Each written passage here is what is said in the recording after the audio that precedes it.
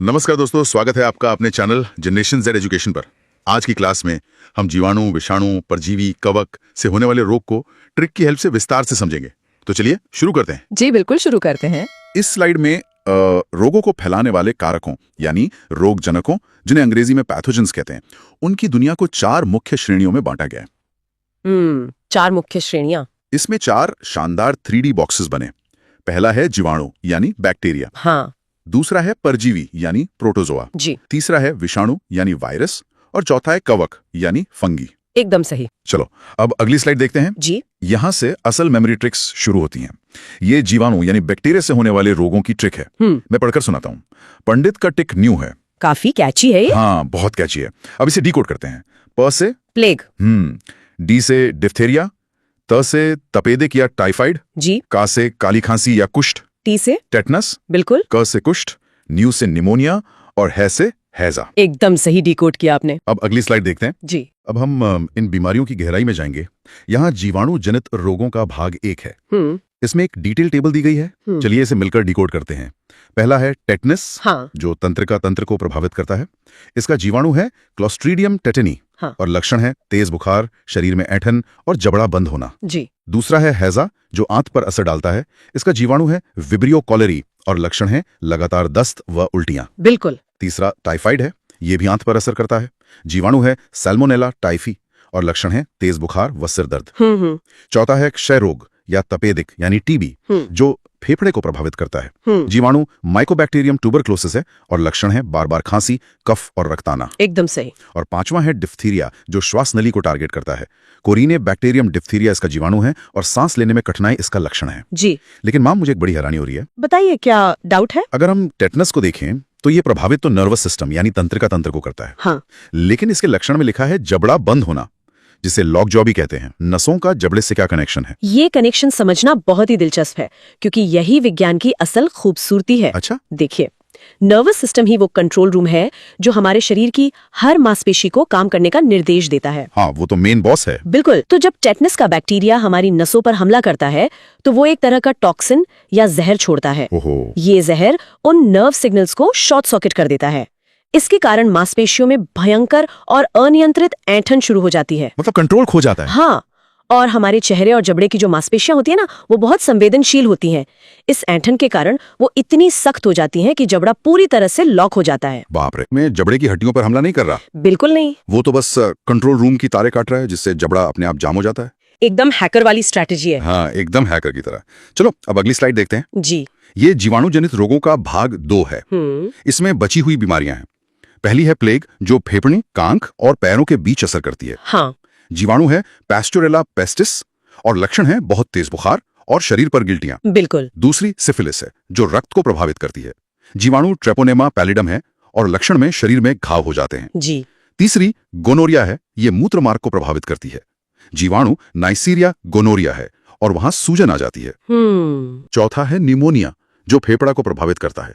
जीवाणु है Streptococcus pneumoniae और लक्षण है तेज बुखार और फेफड़ों में सूजन। एकदम सही। और आखिरी है कुष्ठ, जो तंत्रिका तंत्र व त्वचा को प्रभावित करता है। हाँ, लेप्रेसी। इसका जीवाणु माइकोबैक्टीरियम लेप्रे है और लक्षण है शरीर पर चकत्ते और तंत्रिकाओं पर असर। बिल्कुल। मेरा एक सवाल है। हाँ। कुष्ठ रोग में त्वचा पर चकत्ते भी दिख रहे हैं और नसों पर भी असर हो रहा है।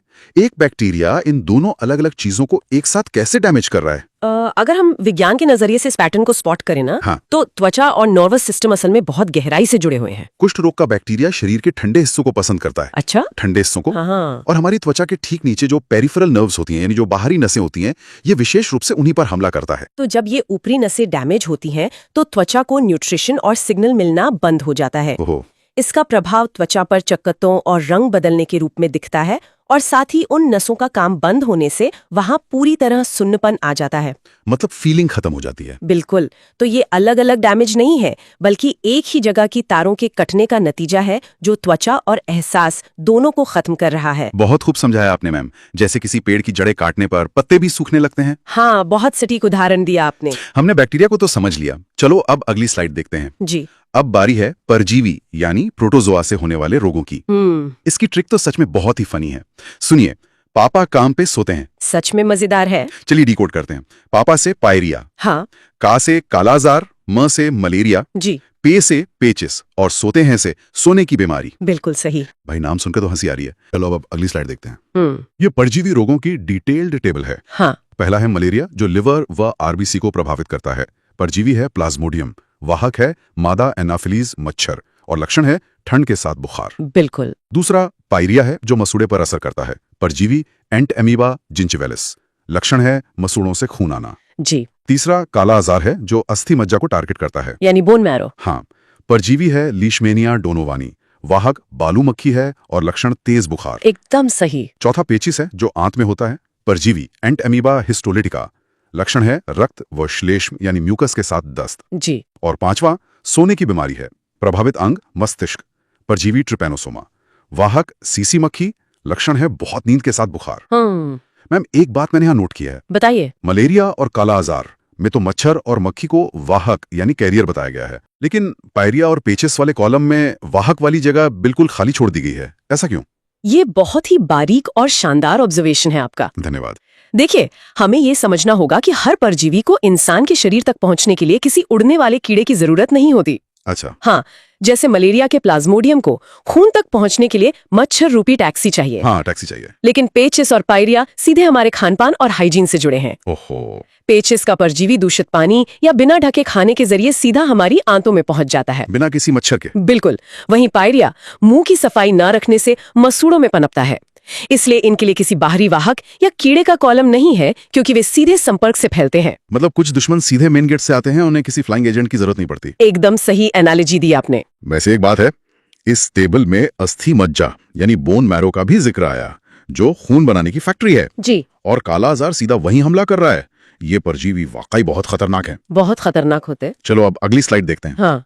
अब आते हैं विषाणु यानी वायरस के द्वारा होने वाले रोगों पर। और इसकी ट्रिक तो सबसे लंबी और मजेदार है। चलिए पढ़िए। ध्यान से सुनिए। रेखा हमें हिट करके पोएछे छोड़ गई। बहुत बढ़िया। इसे डिकोड करें तो रे से रेबीज, खा से खसरा या खाज, जी। ह से हर्पीज, मे से मेनिंजाइटिस, हे से हिस्टोप्लाज्मोसिस, ट से ट्रैकोमा, पो से पोलियो, ए से एड्स, बिल्कुल। चे से चेचक और छो से छोटी माता। एकदम परफेक्ट। इसका एकमात्र उद्देश्य ये है कि जब परीक्षा में हमारे स्टूडेंट्स हे अक्षर देखें तो उन्हें हिस्टोप्लाज्मोसिस याद आ जाए। ये सिर्फ एक बेहतरीन मेमोरी टूल है, कोई साइंटिफिक क्लासिफिकेशन नहीं है। बिल्कुल, दिमाग को बस एक इशारा चाहिए होता है। जी।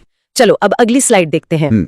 यहाँ से विषाणु जनित रोगों की डिटेल शुरू होती है। ये भाग 1 है। हाँ, पहला है एड्स, जो प्रतिरक्षा प्रणाली को प्रभावित करता है। ब्रैकेट में WBC लिखा है। जी। वायरस का नाम HIV है और लक्षण है इम्यूनिटी का नष्ट होना। बिल्कुल। दूसरा हर्पीज है, जो त्वचा को प्रभावित करता है। हर्पीज वायरस से होता है। जी। और लक्षण त्वचा में सूजन है। जी। तीसरा खसरा है, जो संपूर्ण शरीर पर असर करता है। मॉर्बिली वायरस से होता है और शरीर पर लाल दाने आ जाते हैं। चौथा पोलियो है, जो गला, रीढ़ और नाड़ी संस्थान को टारगेट करता है। पोलियो वायरस से होता है और इसमें बुखार, दर्द में वृद्धि, हड्डी जोड़ प्रभावित होते हैं। एकदम सही। पांचवा चेचक है, संपूर्ण शरीर पर असर, वेरियोला वायरस का कारण है और तेज बुखार के साथ शरीर पर लाल दाने आते हैं। जी। अब यहाँ मेरा एक सवाल है। एड्स के कॉलम में प्रभावित अंग में प्रतिरक्षा प्रणाली के साथ ब्रैकेट में WBC लिखा है। हाँ। क्या इसका मतलब ये है कि ये वायरस सिर्फ और सिर्फ हमारी व्हाइट ब्लड सेल्स को ही ढूंढकर मारता है? हमारे शरीर की जो डिफेंस फोर्स होती है या रक्षा करने वाली जो सेना होती है, वो व्हाइट ब्लड सेल्स यानी WBC ही होती है। हाँ, वो तो फाइटर्स होते हैं। जी। और HIV वायरस इतना चालाक होता है कि वो सीधा शरीर की इसी सेना के सेनापतियों पर हमला करता है। बाप रे। वो WBC के अंदर घुसकर उन्हें नष्ट कर देता है।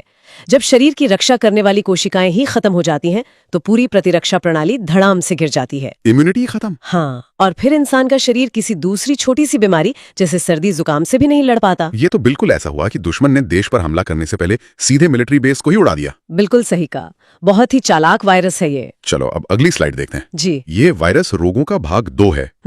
इसमें पहला है इन्फ्लुएंजा। हाँ। संपूर्ण शरीर प्रभावित होता है। मिक्सो वायरस इसका कारण है। लक्षण है खांसी, छींक और बेचैनी। बिल्कुल। दूसरा गलगंड है। ये थायराइड ग्रंथि पर असर करता है। पैरामिक्सो वायरस से होता है और इसमें बुखार के साथ मुंह खोलने में कठिनाई होती है। जी। तीसरा छोटी माता है। संपूर्ण शरीर पर असर वेरिसेला वायरस से होता है। हल्का बुखार और फुंसियां इसके लक्षण हैं। चौथा ट्रैकोमा है, जो आंख को प्रभावित करता है। लक्षण में आंख लाल होना और आंख में दर्द है। बिल्कुल। पांचवा हिस्टोप्लाज्मोसिस है। प्रभावित अंग फेफड़ा है और लक्षण है श्वास पीड़ा, आंख एवं त्वचा नीली पड़ जाना। जी। मैम, हिस्टोप्लाज्मोसिस का ये लक्षण सुनकर तो मैं थोड़ा घबरा गया। क्या हुआ? इसमें लिखा है आंख और त्वचा नीली हो जाती है। देखिए, हिस्टोप्लाज्मोसिस सीधे हमारे फेफड़ों को डैमेज कर रहा है ना? हाँ, लंग्स को। और मरीज को श्वास पीड़ा यानी सांस लेने में भयंकर दिक्कत हो रही है। जब फेफड़े सही से काम नहीं करते तो हमारे खून में ऑक्सीजन की भारी कमी हो जाती है। ऑक्सीजन गिर जाती है। बिल्कुल। और मेडिकल साइंस में इस स्थिति को साइनोसिस कहते हैं। खून में ऑक्सीजन की मात्रा कम होने की वजह से ही त्वचा और आंखों के आसपास का हिस्सा नीला दिखने लगता है। ओहो। ये असल में शरीर का एक इमरजेंसी अलार्म है कि उसे जीवनदायी ऑक्सीजन नहीं मिल रही है। बाप रे, त्वचा का रंग बदलना असल में फेफड़ों की चीख पुकार है। हाँ, बिल्कुल ऐसा ही है। विज्ञान वाकई रोंगटे खड़े कर देता है। चलो अब अगली स्लाइड देखते हैं। अब आते हैं चौथी और आखिरी कैटेगरी पर, कवक यानी फंगी द्वारा जनित रोग। इसकी ट्रिक है दाद, खाज, एथलीट फुट और कैंडिडा से ऐश। काफी फनी है। हाँ, इसे डिकोड करते हैं। दाद से दाद, खाज से त्वचा की खुजली जी, एथलीट से एथलीट फुट, कैंडिडा से कैंडिडासिस और ऐश से एस्परजिलोसिस। बिल्कुल सही। ट्रिक बड़ी मजेदार है, खासकर ये ऐश वाला पार्ट। हाँ, ऐश। ऐश से एस्परजिलोसिस को जोड़ा गया है। चलो अब अगली स्लाइड देखते हैं। जी। ये कवक से होने वाले मुख्य रोगों की टेबल है। एवा दाद है, त्वचा को प्रभावित करता है। कवक का नाम ट्राइकोफाइटन है और गोल लाल चकते व खुजली इसके लक्षण हैं। बिल्कुल। दूसरा एथलीट फुट है, जो पैर की त्वचा पर होता है। कवक ट्राइकोफाइटन है, पैरों में खुजली और जलन होती है। जी। तीसरा कैंडिडियासिस है, जो मुंह और त्वचा पर होता है। कवक कैंडिडा है, सफेद परत और जलन इसके लक्षण हैं। चौथा एस्परजिलोसिस है, फेफड़े प्रभावित होते हैं। कवक एस्परजिलस है और सांस लेने में दिक्कत होती है। एकदम सही। एक चीज मैंने यहाँ पॉइंट आउट किया मैम। क्या चीज? ध्यान दीजिए, दाद और एथलीट फुट दोनों के कॉलम में एक ही कवक ट्राइकोफाइटन लिखा हुआ है। जी। तो क्या ये एक ही चीज है जो अलग अलग जगह होने पर अलग अलग नाम से जानी जाती है? आपकी ऑब्जर्वेशन बिल्कुल सटीक है। धन्यवाद। सोर्स के हिसाब से पैथोजन यानी जो कवक है वो एक ही है, ट्राइकोफाइटन। असल में ये कवक उस प्रोटीन को खाता है जो हमारी त्वचा में होता है, जिसे केराटिन कहते हैं। अब बात बस इतनी है कि ये शरीर के किस हिस्से पर हमला कर रहा है। अच्छा, लोकेशन की बात है। हाँ, अगर ये शरीर की सामान्य त्वचा पर गोल चक्कत्ते बनाता है तो हम इसे दाद या रिंगवर्म कह देते हैं जी। और अगर यही कवक पैरों की उंगलियों के बीच की नमी वाली जगह जहां पसीना ज्यादा आता है वहां पनपता है तो उसे एथलीट फुट कह दिया जाता है। ओहो। पैथोजन एक ही है, बस लोकेशन के हिसाब से बीमारी का नाम बदल दिया गया है। ये तो बिल्कुल वैसा ही हुआ कि चोर एक ही है, लेकिन अलग अलग मोहल्ले में चोरी करने के कारण उसके नाम अलग अलग रख दिए गए। हाँ, एकदम सही बात बोली आपने। चलो अब आखिरी स्लाइड देखते हैं। जी। ये एक बहुत ही बेहतरीन समरी चार्ट है जिसका नाम है प्रमुख प्रभावित अंग एक दृष्टि में। इसमें रोगों को प्रभावित अंग के हिसाब से ग्रुप किया गया। हाँ, ये बहुत काम का है। जैसे फेफड़ों को प्रभावित करने वाले रोग एक साथ हैं, क्षय रोग, प्लेग, निमोनिया, हिस्टोप्लाज्मोसिस, एस्परजिलोसिस। बिल्कुल। फिर आंत वाले हैं, हैजा, टाइफाइड, बेचिस। जी। त्वचा वालों में कुष्ठ, हर्पीज, खाज, दाद, एथलीट फुट। और मस्तिष्क व तंत्रिका वालों में टेटनस, कुष्ठ, सोने की बीमारी, मेनिंजाइटिस, पोलियो। एकदम सही। मैम, पूरी क्लास में हमने ट्रिक्स देखी, पैथोजन के नाम देखे, लेकिन एंड में बीमारियों को इस तरह अंगों के हिसाब से ग्रुप करके पढ़ना रिवीजन के लिए कितना फायदेमंद होता है? अगर मैं कहूँ तो ये इस पूरी मास्टर क्लास का मास्टर स्ट्रोक है। Master stroke. हाँ, ये चार्ट एक रिवर्स लुकअप की तरह काम करता है। आजकल एग्जाम्स में एग्जामिनर्स बहुत स्मार्ट हो गए। हाँ, सीधे सवाल नहीं पूछते। बिल्कुल, वो अक्सर सीधे पैथोजन का नाम नहीं पूछते बल्कि ऑर्गन से सवाल बनाते हैं। जैसे वो पूछ लेंगे कि इनमें से कौन सी बीमारी फेफड़ों को प्रभावित नहीं करती। अरे हाँ। अब अगर सिर्फ ट्रिक्स रटी गई हो तो अक्सर परीक्षा में कंफ्यूजन हो जाता है।